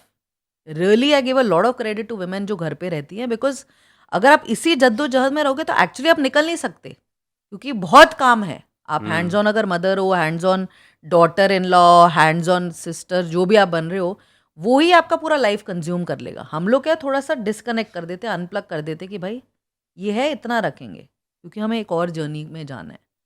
तो वो चॉइस है, तो बैलेंस तो करना ही पड़ेगा जिसको ये करना है. आपने एक सेलिब्रिटी क्रिकेट टीम भी लॉन्च किया है. ये आइडिया क्रिएटिव था या फिर बिजनेस का एक स्मार्ट मूव था? आइडिया था, बिकॉज खुद स्पोर्ट खेलने का शौक है. इसीलिए मतलब बिजनेस से कुछ लेना देना नहीं है इसका. नहीं, of course it started like that. तो हुआ क्या था कि ये मैं और मेरे 2 और दोस्त थे जिन्होंने ये आईपी बैठ के मेरे ही घर पे क्रिएट करा था. एंड ऐसा था कि उन लोग ने आईपी ले लिया था एंड इट वाज लाइक कि नवी क्या है, तुझे तो खेलना ही है, तुझे पार्ट होना ही, तो तू एक टीम ले ले. तो आई वॉज वेरी हैप्पी. मैंने कहा बिकॉज इस बार मैं सिर्फ ऐसे ही नहीं आऊँगी like a floozy, I want to come where I lead. And और प्लस उन लोग के लिए ये फ़ायदा था कि मैं पूरी इंडस्ट्री में बैठी थी, तो मेरे जहाँ पे क्रिकेट में 11 लोग खेलते, मेरी खुद की टीम में 32 एक्टर्स होते थे. सब बोलते थे हाँ नेवी के उसमें जाना. मैंने कहा खेलेगा कौन? तो 10 तो ऐसे आगे जो फेसेस है जो खेले भी नहीं है cricket, just for faces, just for the social exposure and all. In fact जो मैंने फर्स्ट टाइम ये टीम लॉन्च किया था, तो जग्गूदा मेरे पार्टनर थे. अच्छा. फर्स्ट कोलकाता बाबू मोशाय जो ग्राउंड सीजन था, सीजन 0, उसमें जग्गूदा, जैकी श्रॉफ और मैं थे पार्टनर्स कोलकाता बाबू मोशाय के. Then of course he got busy and अब तो Jaguda is like super busy, but that was the fun of it. In fact, I spoke to Jaguda just yesterday only and I was telling him, मैंने कहा business का sense आपसे लेना चाहिए, क्योंकि he was the first one, if you are aware that Sony के stakes उनके पास है. He was a stakeholder in Sony at अच्छा. मतलब in yesteryears, 30 years back. Okay. So he is quite a smart businessman. So it started off as a sport का interest, but it became like a business thing. In fact I wanted the league to continue, but unfortunately वो रुक गया कहीं पे. और अब मेरा mindset ये है, जैसे कि मैंने कहा, मेरा एंटरप्रेन्योरल जर्नी में है कि मैं आईपीज क्रिएट करूँ, क्योंकि आप जैसे बोल रहे हैं ना कि इतना कुछ है, कंटेंट, इतना चीज़ें हो रही हैं. तो क्योंकि ये सब हो रहा है, तो अब ये मौका है कि आपको जो करना है, जिस चीज़ के लिए आप पैशनेट है, वो आपको कर देना चाहिए, ताकि एटलीस्ट वो बकेट लिस्ट से टिक ऑफ हो जाए. वेट करना नहीं है अब, सिर्फ अब वो ज़माने का कि आपको ये चाहिए तभी होगा, वो चाहिए होगा. अरे आपने सोच लिया तो आप एक वे ढूंढ के कर लीजिए. छोटे में करिए, हर चीज़ बड़े में नहीं हो सकती. आप आईपीएल नहीं बन सकते, बट छोटे में करिए, क्योंकि आपको नहीं पता क्या बदल जाएगा. आपको नहीं पता क्या चीज़ कहाँ से कहाँ उठ जाएगी. आपको नहीं पता कि क्लाउड किचन जाके कब वो फास्ट बन जाएगा कि आप उसको मनी रेज कर रहे हैं और आप उसके आईपीओ पे जा रहे हैं. कुछ भी हो सकता है. अभी एक प्रोडक्शन हाउस जब में बहुत सारी चीज़ें होती है मैम, एंड उसकी जैसे आपने बताया कि एक बड़ी टीम है उसके अंदर काम करती है. कुछ डार्क रियलिटी जो आप बताना चाहो? देखिए, प्रोडक्शन में जैसा कि मैंने कहा कि मेरा it is not my cup of tea, even though I do production for other people, but as a खुद प्रोड्यूसर बन के मेरे को तो बहुत वो लगता है आज in the present day and time, because बनाने वाले इतने हैं और चैनल्स और वो इतने हैं, तो आप फ्रस्ट्रेट ही होगे, क्योंकि आप जहाँ पे भी जा रहे हो चीज़ें अच्छी है. इनफैक्ट मेरा एक ब्लॉग है व्हाट्स योर कॉलिंग करके, जहाँ पे मैं इसके बारे में लिखती हूँ, और बहुत लोग उसको ह्यूमर करते हैं, क्योंकि मैं ह्यूमर से उसको लिखती हूँ कि यार जब जाओ कि कुछ डिफरेंट लेके जाओ तो बोलते अरे बहुत डिफरेंट लेकर आए हो. जब नहीं लेके जाओ तो यार ये तो हम कर रहे हैं. तो वो एक्चुअली बहुत सारे रीजंस होते हैं जब शो एक नहीं होता, तो कहीं ना कहीं आपको अपने माइंड में ना उसको राइट ऑफ कर देना चाहिए. उसको फाइट करते रहते ना, तो वो फ्रस्ट्रेशन और नेगेटिविटी आती है. तो वो सब गली में मुझे जाना नहीं था, इसलिए मैंने उसको साइड रख दिया. मैंने कहा जो करूँगी अपने लिए करूँगी, तो वो ना रहेगा बांस, ना रहेगा स्ट्रेस की बांसुरी. जब कोई शो या आइडिया फ्लॉप होता है या फेल होता है, तो इमोशनली आप उससे कैसे डील करते हैं? देखिए, फॉर्चुनेटली जब हम बालाजी में थे, हमें फैक्ट्री की तरह बोला जाता था. तो Factory एट ए means? टाइम मतलब हम लोग 16 शोज़ बना रहे अच्छा, थे. अच्छा, जहाँ अच्छा. आज हाँ. टेलीविजन में एक प्रोड्यूसर के पास एक शो था, मैक्सिमम 2, हाँ. हम 16 शोज़ एट ए टाइम बना रहे थे. तो हाँ. कई बार ऐसा होता था कि हम कोई शो नॉर्मली शुरू करते थे, बट वो इतना अच्छा कर जाता था आपकी हम्म. उम्मीद से परे, और कोई जिसमें आप अपनी जान लगा दे रहे हो वो उठ ही नहीं रहा है। तो फ्रस्ट्रेशन और डिप्रेशन तो होता था, बट हमारे पास कभी वो टाइम नहीं होता था कि हम उसमें जाके घुस जाएँ, क्योंकि हमारे पास और 4 चीज़ें थी करने को। तो मुझे लगता है लाइफ में ऐसा ही होना चाहिए कि हम 4 चीज़ें करें लाइफ में, बट जो दुखी वाली चीज़ है ना, उसपे हम इतना जो अपना टाइम और एनर्जीज डालते हैं ना, उसी की वजह से लोग मेंटल हेल्थ और उसमें जा रहे हैं, ये डिप्रेशन में। अगर आप 3-4 चीज़ें कर रहे हो ना, तो आप वो सोर्स ऑफ हैप्पीनेस को पकड़ के रखो जहाँ से आपका हाई है, रादर देन जो लो है। बिकॉज़ जो लो है वो तो चला गया ना, अब क्या करोगे आप? या आप या रिवाइव कर सकते हो उसको, अगर कर सकते हो तो बहुत अच्छी बात है। अगर नहीं रिवाइव कर सकते तो चलिए ना आगे। जब आपने मतलब एक बच्चा जब बड़ा हो रहा है, वो कपड़ा छोटा हो गया, आप उसको चलो मैंने पहले एज़ अ लॉन्ग ड्रेस पहना, फिर मैंने उसे शॉर्ट ड्रेस पहना, फिर मैंने चलो टॉप बना के भी पहन लिया वो ड्रेस। पर अब जब वो फिट ही नहीं आ रहा, तो मतलब मैं कितना उस पे रोऊँगी? अब मैं नेक्स्ट ड्रेस खरीद ही लेती हूँ ना, खत्म हो गई बात। उसको 3 तरह से तो मैंने पहन लिया ना वो ड्रेस को। तो वही वाला है कि मैं तो बहुत वो क्विक फिक्स वाली हूँ कि भाई उन चीज़ों में उतना मल करना ही नहीं है। क्योंकि किसी की ऐसी लाइफ नहीं है जिसका ग्राफ एक पे हो, चाहे वो टॉप नॉच आपके मतलब अंबानीज़ अदानीज़ हो, चाहे वो लोएस्ट बॉटम हो। I think the success story lies in the part that they capitalize on the good and happy things and make them happen. They never say no and go into depression. And the failure is that we get too much into the analyzing of the depressive and the failures and all, which we should let go. मुझे पता है easy नहीं है बोलना, क्योंकि हम यहाँ पे बैठ के पॉडकास्ट और यहाँ पे बोल देते हैं अरे ऐसे करिए, अपने वो करिए, होता नहीं है। बट आप जब तक मेंटली अपने आप को नहीं स्ट्रांग करोगे ना, कोई आपको नहीं इंस्पायर कर सकता। हम सब 4 गैदरिंग में बैठते हैं, ये बोलता है, वो बोलता है, वो बोलता है। जब तक आप मेंटली नहीं चूज़ करते कि वो 2 फनी वाले लोगों का आइडिया लूँ कि 2 डिप्रेसिव वाले का ला दूँ, तो कोई भी नहीं कुछ आपको एडवाइस कर सकता। तो आज आपके बच्चे आपके कंटेंट को देखते हैं, वो आपको स्ट्रांग बनाता है या प्रेशर एक जनरेट करता है कि जो मैंने बनाया कंटेंट पता नहीं से पसंद है बच्चों को या नहीं? नहीं सी फ्रैंकली स्पीकिंग, मैंने उनको थोड़ा सा I have kept them away from what too much of television और because they are too young. But my daughters always feel proud. कभी कुछ ऐसा देख लिया, मेरे को याद है एक बार कुछ ना हम 5 का उनका आ रहा था, they were trying to see something on funny on this, and हम 5 वो भूत का देख के बड़ा वो इंस्पायर होते हैं। मैंने कहा बेटा ये मैंने बनाया है। तो since then I think my daughters, having daughters is also very proud moment. They have been very proud कि mamma remember what you made, and जब उनके कोई फ्रेंड आएंगे ना तो जानबूझ के दिल लाइक से कि अरे mamma remember that thing which you made. तो I feel very happy that I have reached this position in life कि my daughters will feel proud. मतलब tomorrow when they go somewhere और when they grow up, they will have a mother who is there in the algorithm of Google, where they can Google and search and find this mother, and I think that is my biggest achievement कि आज मेरे जो प्रोटेजेस और मेरे जो बच्चे हैं उनके लिए मैंने एक नाम ऐसा बना दिया है जो is of some pride. हर किसी की जर्नी में उतार चढ़ाव आता है, राइट? आपके लाइफ का वो पार्ट कब आया था जब आपने फील किया था कि आज लगता है सब कुछ खत्म होने वाला है, फिर कम बैक किया हो? 2015 में जब मेरे 15 में तब तो मैंने शिफ्ट लिया था, तो प्रोडक्शन अच्छा चला। 16-17 उतार चढ़ाव तो नहीं, but it was a break. वो कहते हैं ना सबैटिकल जो आप लेते हैं काम से। सो 17 में I had my first daughter and she was born, and उस टाइम पे कॉन्शियसली मेरा था कि मैं काम नहीं करूँगी because I will devote that time. अब इतने सालों बाद after marriage we are having a child, तो मेरा वो था। पर वो जो कहते हैं ना कि वो जो पूरा वो डीलिंग था कि सिर्फ वो कर रहे हो, तो वहाँ हाँ मुझे कई बार लगता था कि यार कहीं मैं यही तो नहीं बन के रह जाऊंगी।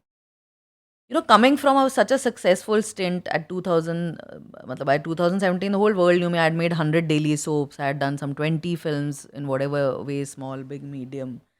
I was a name in the industry. मतलब when I would walk in Bombay, people would know me. If they knew the show, they would be, अरे we've seen your name. Probably उस टाइम पे face का इतना नहीं होता था because हम लोग इतना कैमरा के सामने नहीं आते थे। आज की डेट में जो थोड़े बहुत देख रहे तो हम लोग ज़्यादा कैमरा के सामने आ गए, तो थोड़ा पता भी चल गया क्या है। तो उस टाइम पे मुझे ऐसा लगता था कि यार यही ना मैं करती रह जाऊं। तो वो जो मैंने 1-1.5 साल का वो ब्रेक लिया था ना, I wanted to quickly come out of it because वो it was really making me very low, because I realise कि I can't just be that. मेरे को शायद भगवान ने ज़मीन पे इसीलिए उतारा है कि मुझे कुछ और भी करना है। तो फॉर्चुनेटली उस चीज़ को मैंने पॉजिटिवली टर्न ऑन किया because 21 when I had my second daughter, my daughter was 2 months and I started my job eight उल्लू 2 months में, जबकि वहाँ पे मैं 1.5 साल के सबैटिकल के बाद मैं बाउंस बैक करी। तो मुझे लगता था मैं रेलिवेंट होगी कि नहीं, इतना कंपटीशन है, कोई मुझे पहचानेगा भी कि नहीं, कोई मुझे लेगा कि नहीं। तो वो सेल्फ डाउट बहुत आ गया। वो आता था माइंड में? ऑफ कोर्स आता था, क्योंकि मैंने वही बोला ना कि आप किस तरह के इंसान हो, वो मेरा एज अ इनग्रेन पर्सनैलिटी है। तो वो आएगा, जिसके नहीं है उसको नहीं आएगा।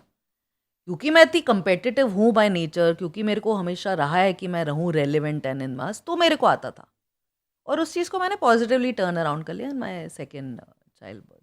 मुझे एक जानना है मैम, टीआरपी का क्या फंडा होता है रिव्यूज़ का? सी टीआरपी एक चीज़ है जिससे आई थिंक पूरा टेलीविजन इंडस्ट्री चल रहा है, वो भी एक रीज़न है कि अभी मुझे लगा टेलीविजन से ओटीटी पे जाया जाए, बिकॉज वो एक कांस्टेंट है pressure from the channel to the producer to, मतलब it trickles down to the lowest denominator. आज अगर आपका रेटिंग है तो आपका शो है, रेटिंग नहीं है तो शो ही चला जाता है। जो हमारे टाइम पे हम लोग ने एक एक शो 8-8 10-10 साल चलाए, वो अब है नहीं।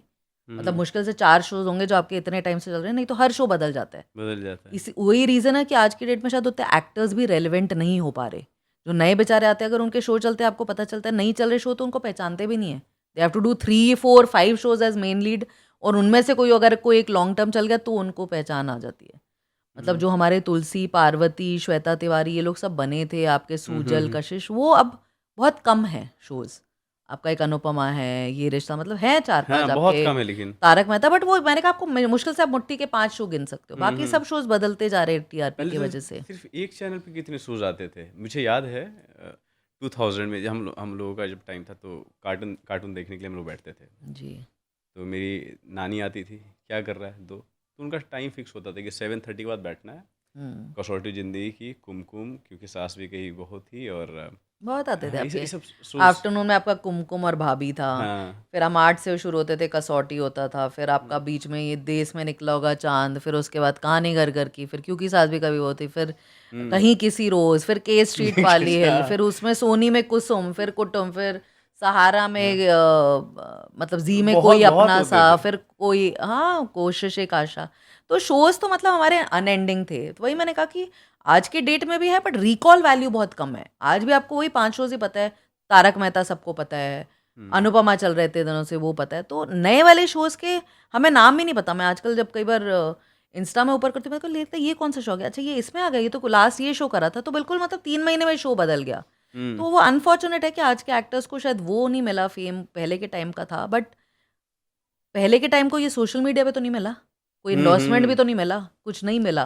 उनका जो पूरा क्रेडिट उसी पे दिया जाता है कि रास्ते पे लोगों ने पहचानते हैं। पहचानते हैं, हाँ। पर क्योंकि आज की उन्होंने डेट में इतना काम सोशल किया। मीडिया पे पहचानते हैं। तो हाँ, वो प्लस और माइनस है, और वो हम सब उसके साथ जी रहे हैं। जो है सो है।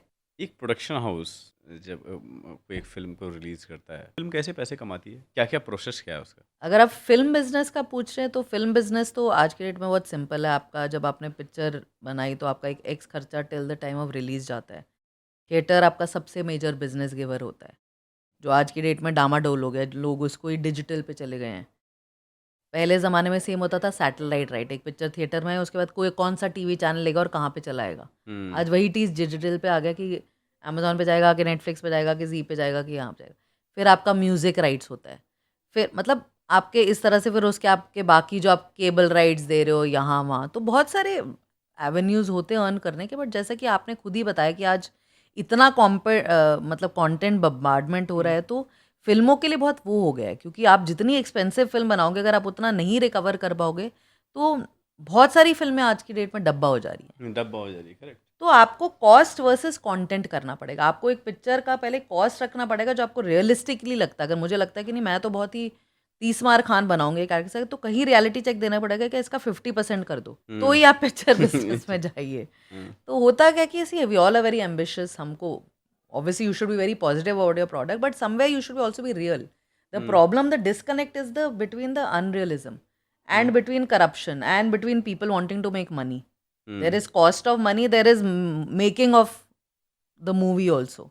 तो कहीं पे वो डिस्कनेक्ट हो जाता है कि हमने मार्केट से 10 रुपए की चीज़ उठाई, जो आपके 2 साल बाद 10 रुपए बन जाएगा 100 रुपए। तो पहले तो आपको 10 रुपए का 100 रुपए देना है, प्लस जो पिक्चर पे पैसा अलग लगा है उसका अलग। तो वो कहीं ना कहीं वो बैलेंस नहीं है। प्रमोशन मेरे में भी बहुत सारे खर्च होते हैं। बहुत, वही मैंने कहा कि पिक्चर जब तक आती है, आपको थिएटर्स और स्क्रीन लेने में पैसे जाते हैं, आपको प्रमोशन में जाएगा। अगर आपके पास मार्केटिंग करने के पैसे नहीं है, तो पिक्चर मत बनाइए। क्योंकि अगर आपने बना के अपने घर पे ही चलानी है, तो मत एक्सपेक्ट करिए लोगों को पता है। तो बहुत एक इसका लॉन्ग रन प्रोसेस है, और मतलब उसको बहुत सही तरीके से करना चाहिए, बट कॉस्ट पे करना चाहिए आज की डेट में। Only then you are a success. Like Sayara has not gone overboard in terms of costing, but it will make money. It will make money because it is made in a correct money.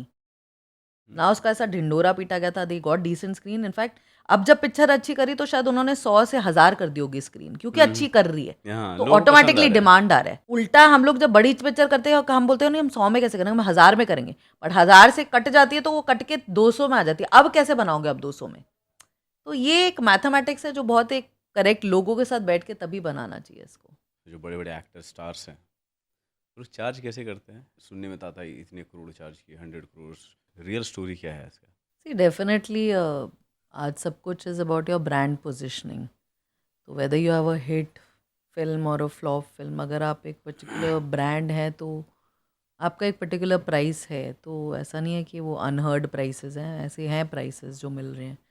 In fact मैं तो चक्के तो जाती हूँ कि social media पे influencers इतना पैसा कमा रहे हैं, तो डेफिनेटली बड़े पर्दे वाले अगर आस्क कर रहे हैं वो पैसा तो दे डिज़र्व इट, बिकॉज उनका तो काफ़ी मेहनत और वो गया है उसके पीछे।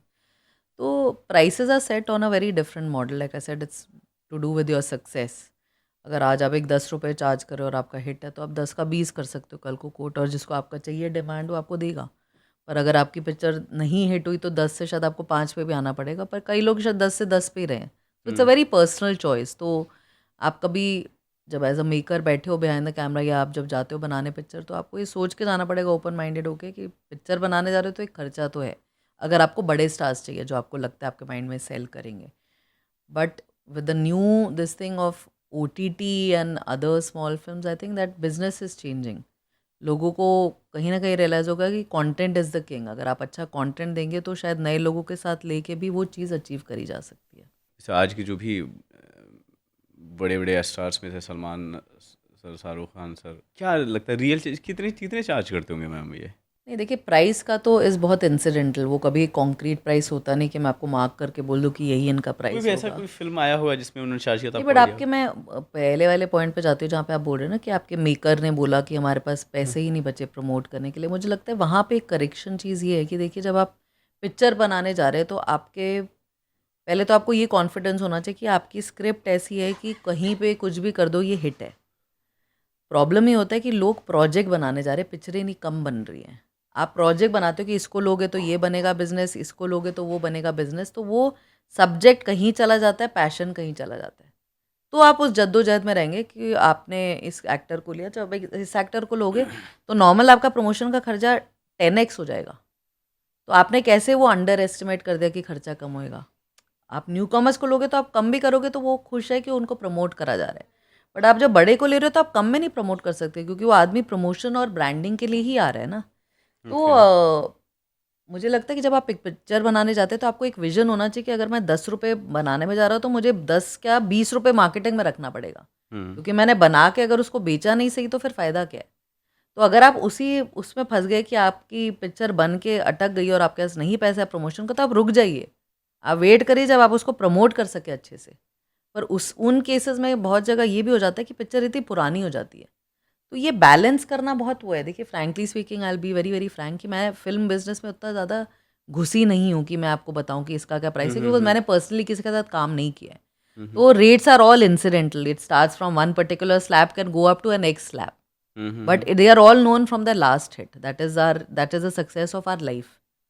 आप भी अपने लास्ट हिट से जाने जाएंगे, मैं भी अपने लास्ट हिट से जाने जाऊंगी। अगर अच्छा, आज पहले जितने बड़े स्टार हैं उससे अब कोई लेना देना नहीं है। मतलब पहले वाले भी तो आज रेलेवेंट है ना। आज तब्बू वापस आ गई है हाँ बिजनेस में, हाँ। अजय देवगन है स्टिल रेलेवेंट, उनकी सन ऑफ सरदार आ रही है। मेरे कहने का मतलब है कि you are known from your last hit. अगर आपकी लास्ट पिक्चर हिट रही है तो आपका मार्केट वैल्यू आज बढ़ा है या एट पार है। अच्छा। पर अगर आप नए होके भी अगर आपने नहीं हिट दिया तो आपको कम में ही लाएंगे, क्योंकि आगे वाला जो आपको खरीद रहा है वो बोलेगा ना कि यार तुम्हारी तो चली नहीं, कर लो ना कम में। तो वो ये चीज़ तो मतलब बहुत वो है, it's got nothing to do whether it's a very big superstar और whether it is a mid tier star और it is a low level star. It okay. Is to do with whether you are a success और you couldn't give a success. तो उसके basis पे prices बदलते रहते हैं। आपके लिए रिस्क लेना ज़्यादा एक्साइटिंग होता है या स्टेबिलिटी मेंटेन करना? मेरे लिए ये 50-50 का बैलेंस है, क्योंकि अगर आप सक्सेसफुल होकर रिस्क नहीं ले रहे तो मुझे लगता है कोई और रिस्क ले ही नहीं सकता। बहुत बार ऐसा हुआ था कि जब हम लोग बालाजी में थे, हमें बोलते थे कि यार आप कुछ अलग क्यों नहीं बना रहे। हमने अलग बनाया और हम नहीं सक्सेसफुल भी हुए। बट अगर हम उस टाइम पे नहीं करते तो लोगों को ये लगता कि यार ये तो सेफ ही खेलते हैं ना, तो इनका क्या खराब होएगा। तो ऐसा नहीं कि हमने कुछ खराब नहीं किया, हमने भी बहुत चीज़ें खराब करी, बट हम हर बार बाउंस बैक करके ऊपर आ जाते थे, क्योंकि हम रिस्क लेते थे, क्योंकि हमारे पास एक स्टेबल चीज़ होती थी। तो स्टेबल को रख के फिर हम एक रिस्क ले लेते थे, क्योंकि उनके लिए रिस्क लेना ज़्यादा ईजी है। आज की डेट में तो बहुत लोग रिस्क ले रहे हैं, उन लोग अपने बिल्कुल पैशन की चीज़ें ले रहे हैं, बट जैसे कि मैंने कहा कि आज का ही वो ज़माना है जहाँ पे आप रिस्क ले सकते हैं, ले सकते क्योंकि आप जो भी बनाना चाह रहे हैं there is an audience for it. अगर एज माई कंटेंट मेकर बिल्कुल कुछ अलग भी बनाना चाह रहे हो तो शायद 25 लोग तो होंगे मेरे खुद के खानदान के जो देख लेंगे, जो एक Correct. मेरे लिए अचीवमेंट है। करेक्ट करेक्ट वीज़ावी पहले जब मैं कुछ बनाना चाहती थी मैं अपने दिमाग में ही बनाती, क्योंकि मैं उसको कभी पर्दे पे नहीं उतार पाती, ना मेरे पास मीन्स थे, ना मेरे पास चीज़ें थी करने के लिए।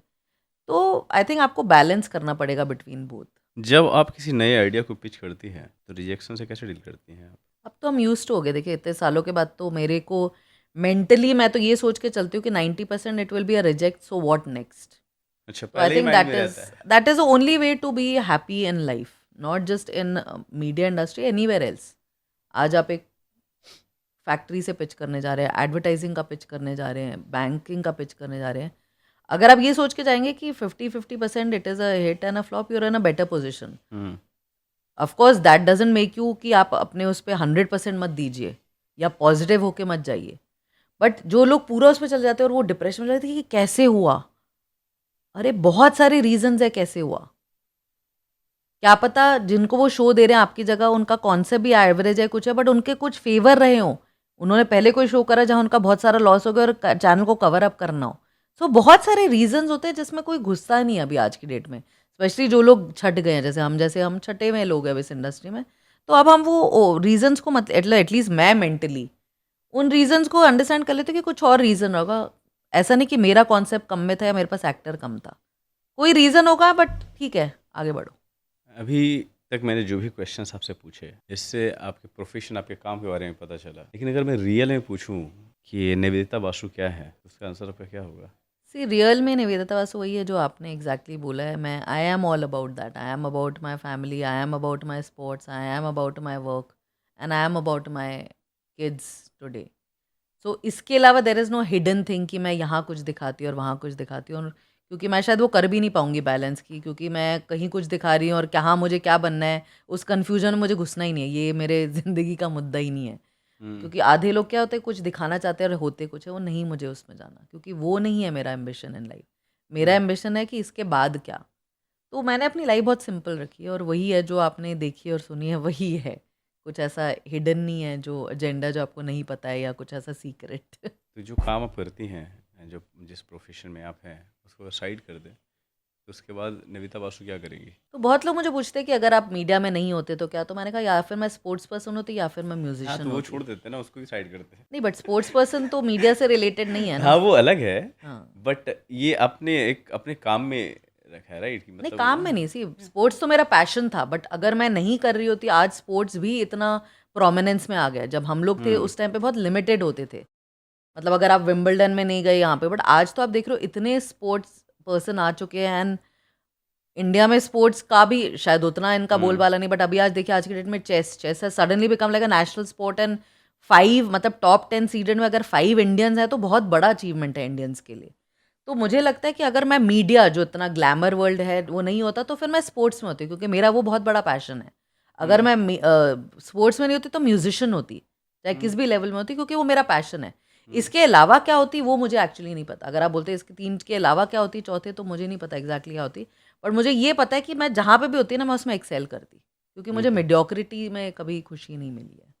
अगर मैं एक एक्टर या क्रिएटिव इंटर्न के रोल के लिए ऑडिशन दूं तो मुझे किस तरह के रोल के लिए आप कास्ट करोगी? हीरो, विलन या राइटर असिस्टेंट? देखिए, आप फॉर्चुनेटली आपने एक ऐसे टाइम पे पूछा है जब इतने अलग टाइप के कंटेंट बनने लगे हैं कि आप शायद हीरो में भी आ जाएंगे। जो सच पहले में? जो पहले मैं 15 साल पहले शायद नहीं बोलती, क्योंकि उस टाइम पे अलग प्रायोरिटीज़ और लिमिटेशंस होती थी। बट अगर आप जमतारा देखेंगे, उसमें आप देखेंगे स्पर्श को देखेंगे, अंशुमन को देखेंगे, तो लुक्स एंड वो don't matter, it's like content को क्या फेस सूट कर रहा है। अगर आज आप एक समझिए एस्पिरेंट्स बनाते हैं जहाँ पे IAS IPS के लिए पढ़ाई हो रही हो, जैसे टीवेव का एक शो है, तो उसमें आप एक ऑनसॉम्बल कास्ट में डेफिनेटली आ सकते थे। अगर 5 लड़के एस्पायर कर रहे हैं IAS IPS बनने के लिए और मनोज सर या जीतू सर आपको पढ़ा रहे हैं, तो उसमें आप एक अच्छा खासा कैरेक्टर में आ सकते हैं। सेकंड पड़ाव में चलेंगे मैम, ये रैपिड फायर क्वेश्चन रहेगा। दिल्ली और Mumbai, where does your heart belong? Mumbai. First celebrity crush? Celebrity crush में भी Shahrukh Khan. Okay. Army discipline or creative chaos? What wins at home? Army discipline, One show you wish you had produced. क्योंकि सास भी कभी बहू थी. Most rebellious thing you have ever done in your teens.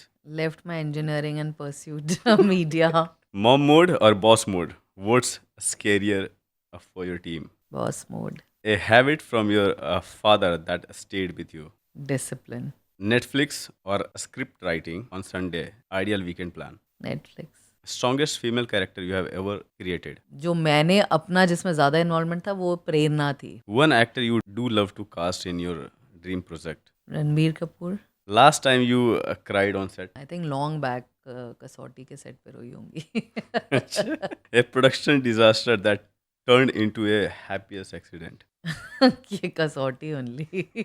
One script you regret rejecting or missing. One script I regret not making is a show which I had created was Banno Tera Swagger. Toughest no you ever said in your career. Deepak Dobriyal. A quote or line that defines your life right now. Content is king. That is like always my quote because I come from the content line. Thank you so much ma'am सारे question का जवाब देने के लिए. मुझे बहुत मज़ा आया. And I'm very much sure कि आपको भी बहुत मज़ा आया होगा. आई एम श्योर कि मैंने तो बहुत कुछ सीखा है इससे एंड जो ऑडियंस जो देखेंगे उन्हें भी बहुत पसंद आएगा. आपके पास कुछ भी बचा है या बोलना है ऑडियंस को, please go ahead. Thank you so much for listening to me and I think आजकल स्टोरीज़ ही इंस्पायर करती है हम सबको. मैं खुद डेली इंस्पायर होती हूँ. इनफैक्ट जो लोग हम लोग कॉमनली शायद जानते नहीं भी होंगे उनसे भी इंस्पायर होती हूँ थैंक्स टू सोशल मीडिया. सो अगर मेरी स्टोरी आपको थोड़ा भी इंस्पायर करी सो आई फील ग्लैड कि मैं यहाँ तक पहुँची हूँ और किसी को इंस्पायर कर सकी हूँ. Because I think that is a true success that you are able to inspire even one person in your life. Thank you so much guys बने रहने के लिए. मैं इस तरह के कंटेंट लाता रहता हूँ, इस तरह के पर्सनालिटीज़ को बुलाता रहता हूँ जिससे आप कुछ सीख सको और जिससे मैं कुछ सीख सकूँ. बहुत जल्द मिलते हैं नेक्स्ट एपिसोड में. Thank you. Bye bye.